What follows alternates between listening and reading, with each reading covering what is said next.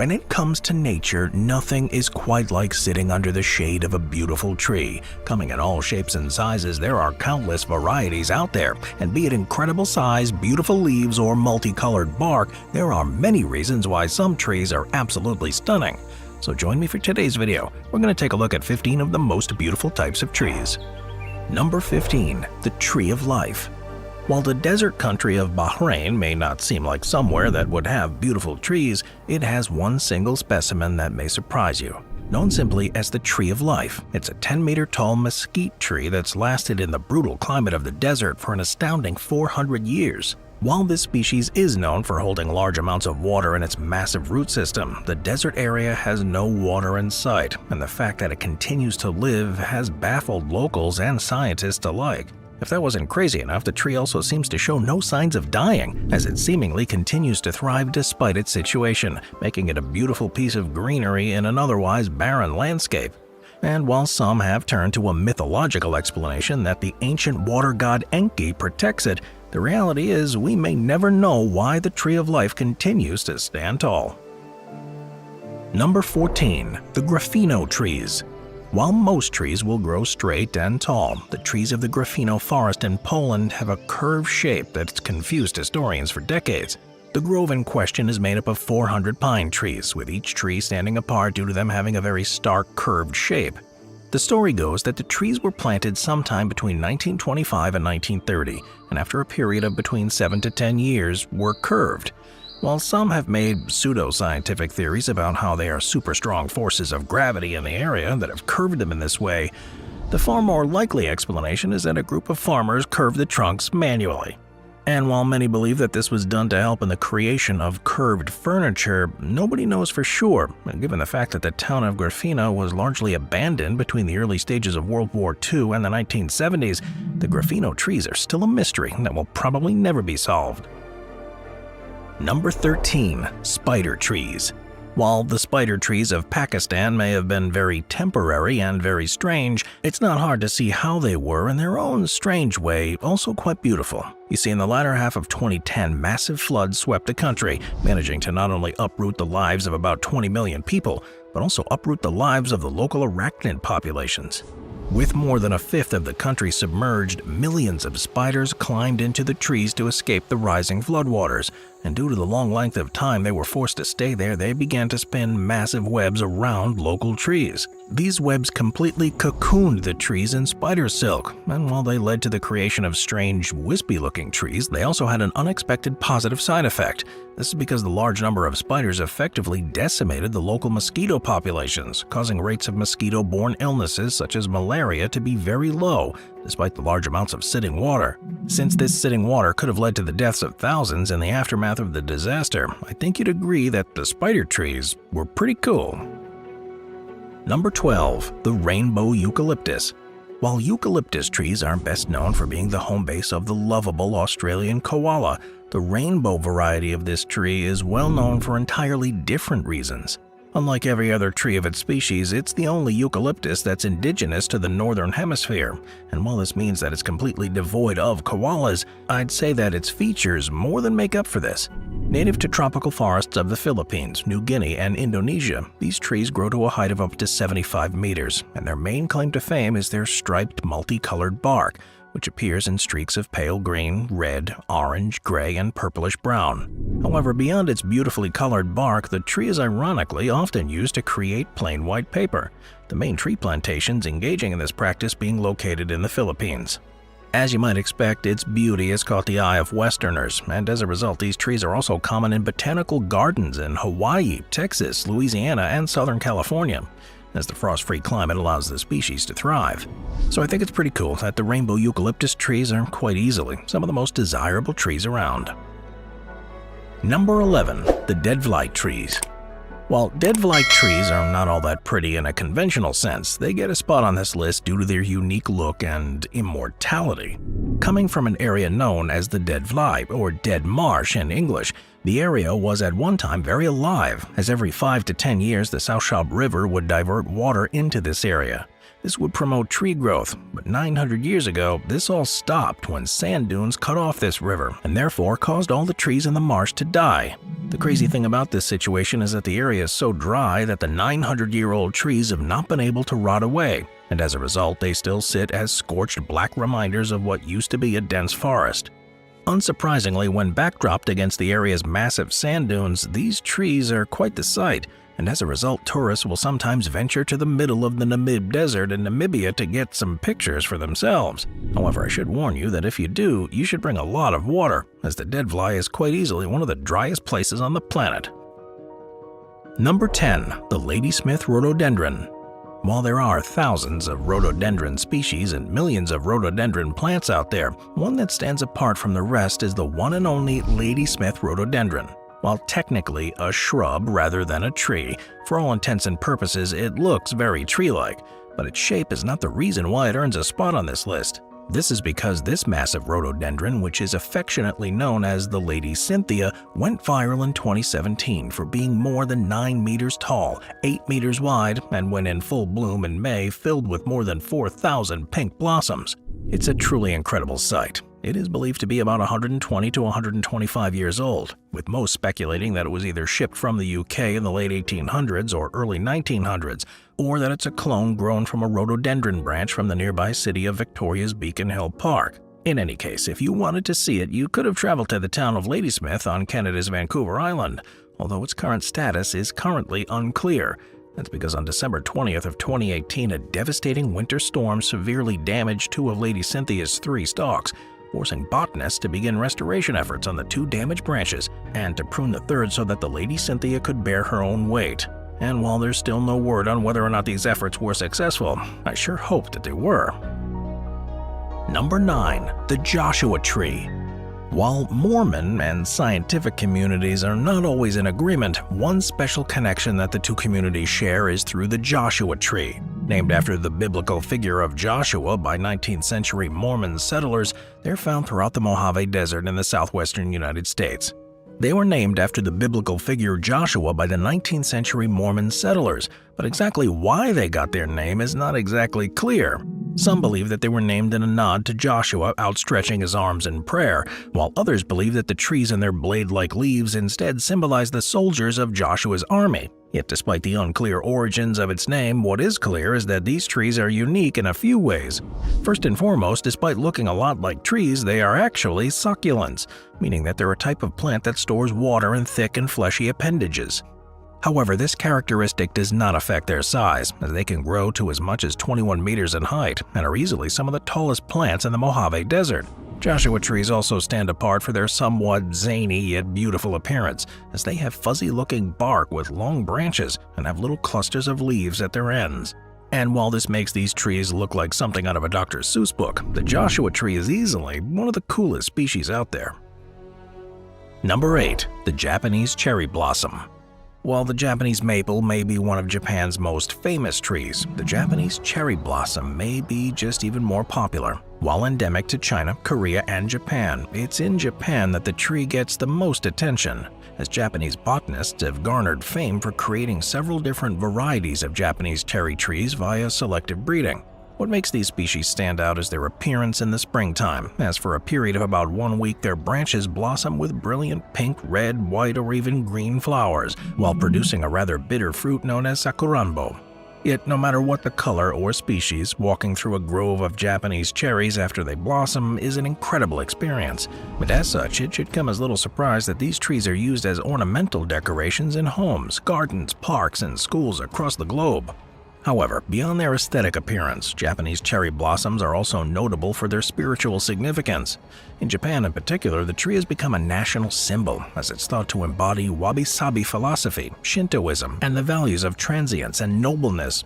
In fact, the trees are so well loved in Japan that Japanese people will sometimes host flower watching parties in order to truly enjoy these beautiful plants in bloom. As such, if you ever happen to live near a grove of Japanese cherry blossoms, I'd suggest checking in on them every now and again in the spring months so you don't miss out on their incredible blooms.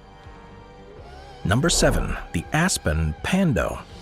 While most trees will grow solitarily and unattached to any others, there exists a group of aspens out at Fish Lake National Forest in south-central Utah that does things a little bit differently. That's because rather than remain in one place, their roots all interconnect to create one giant living organism.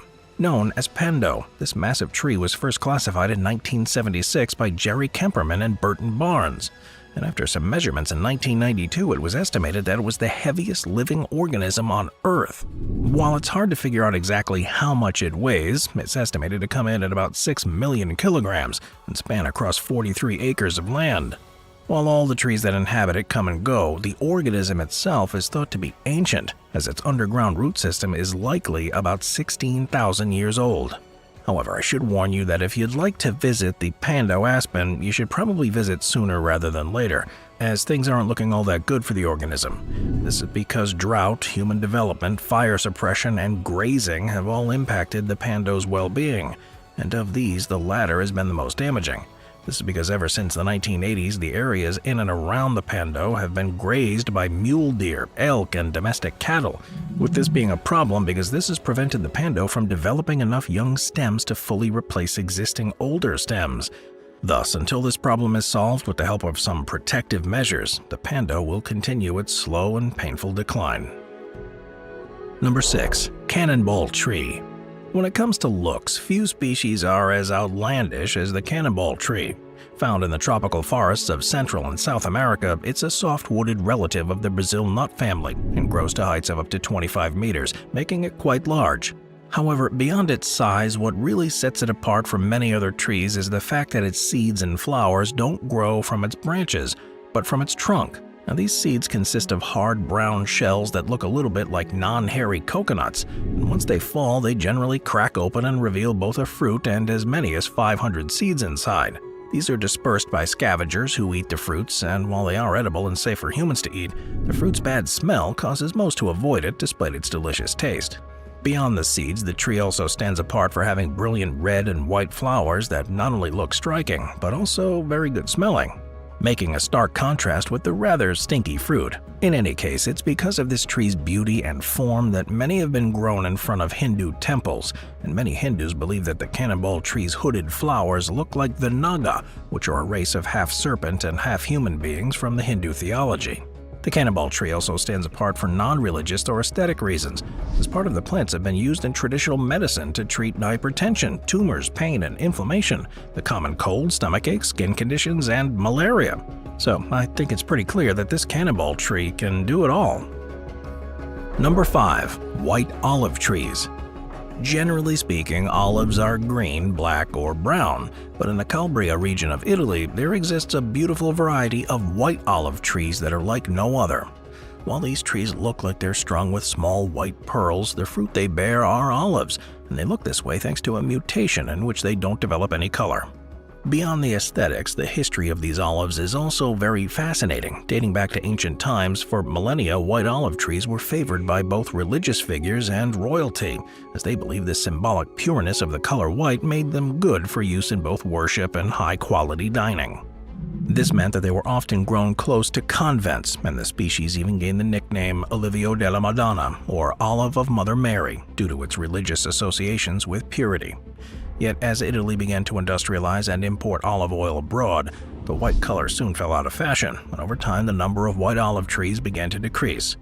However, many people report that they taste sweeter than commercially produced green and black olives, while also having lower levels of bitter-tasting antioxidants. And as a result, there's been a move to revive the species. Now there are farmers across the Mediterranean that have incorporated white olive trees into their farm, and they're now becoming more and more popular with every coming year. And while these white olives do have some disadvantages, after all they have a shorter shelf life than regular olives and are not that well known even amongst Italians, I hope that white olive industries continue to grow and thrive. Number 4. The Oyamel Fir Tree.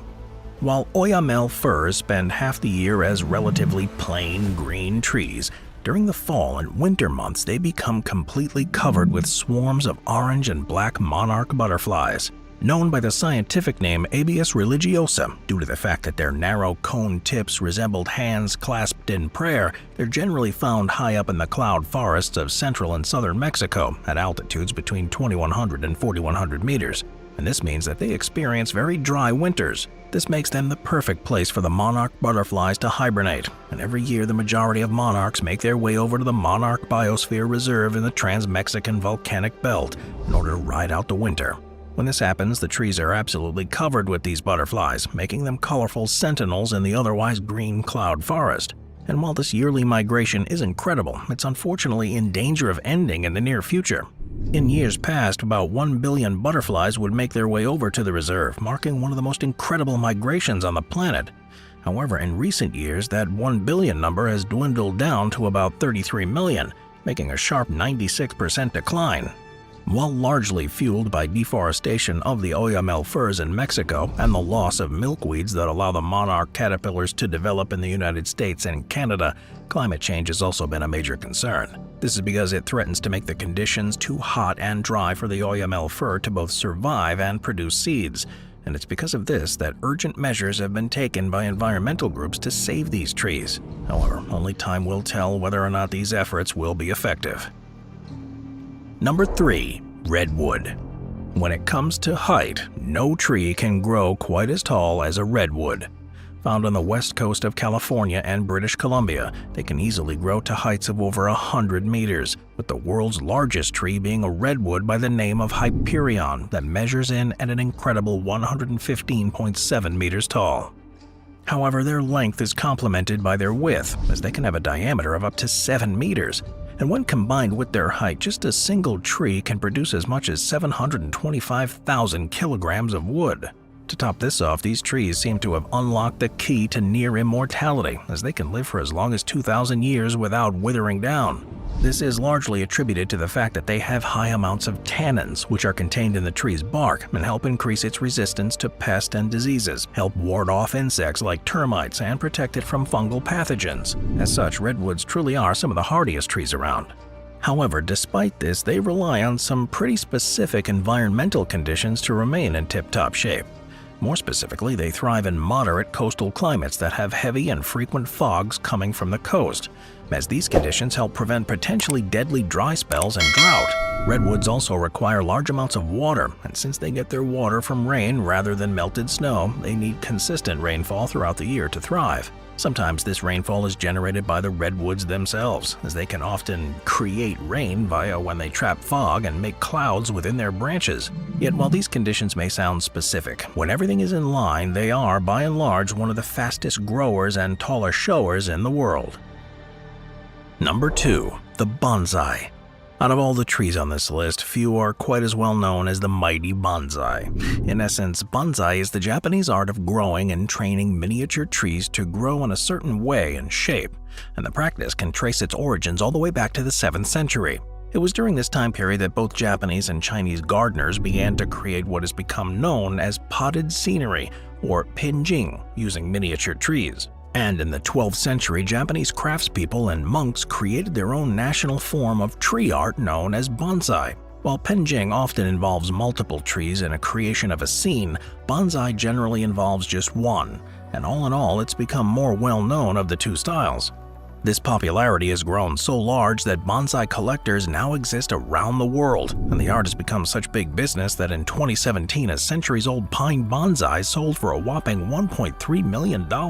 And given the fact that many bonsai can be found for sale in the hundreds of thousands of dollars range, it should come as little surprise that bonsai trees are easily some of the most expensive plants around. I should also warn you that while you can buy a bonsai at a store, the results will likely be less than optimal. That's because most vendors sell the Juniperus procumbens, which is a low-growing shrub that's native to southern Japan and commonly sold as a bonsai because of its gnarled appearance. However, since this plant needs to be kept in very specific greenhouse-like conditions, most die after a couple of months, totally ruining their beauty in the process. So I'd suggest putting in the effort to find a species of indoor bonsai that can thrive in a less optimized environment. Number 1. The Socotra Dragon Bloom.